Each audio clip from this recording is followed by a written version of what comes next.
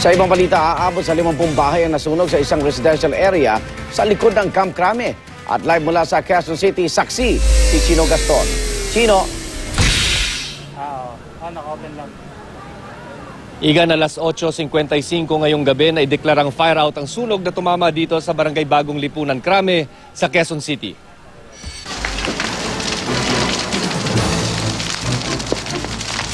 Mag-aalas 5 ng hapon ang sumiklab ang apoy sa isang 2-story residential building sa Barangay Bagong Lipunan, Crame sa Quezon City, sa likurang bahagi lang ng PNP headquarters sa Campo Crame.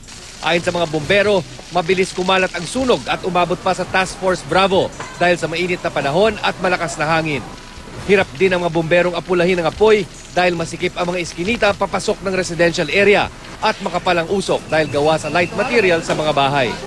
Nagkukumahog namang sinagip na maraming residente ang kanilang mga gamit.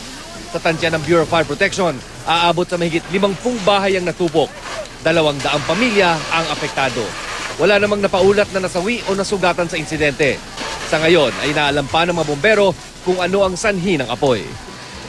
Yun pa ang tinitignan ng ating mga investigador dahil nagko-collect pa sila ng mga data. Ginibana na talagang pinukpuno. Dito na kayo. Para makalabas lang. Dumiretso na dito, umikot na. Malakas kasi yung hangin eh.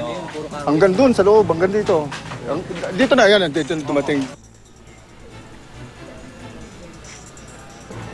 Iga nagpaabot na rin ng tulong ang mga barangay opisyal maging ang lokal na pamahalaan ng lungsod sa mga apektadong residente at ilan sa kanila ay tutuloy na lamang dito sa mga toldang itinayo sa kahabaan ng kalsada habang ilan naman ay tutuloy sa mga bahay ng mga kaanak at kaibigan malapit sa lugar.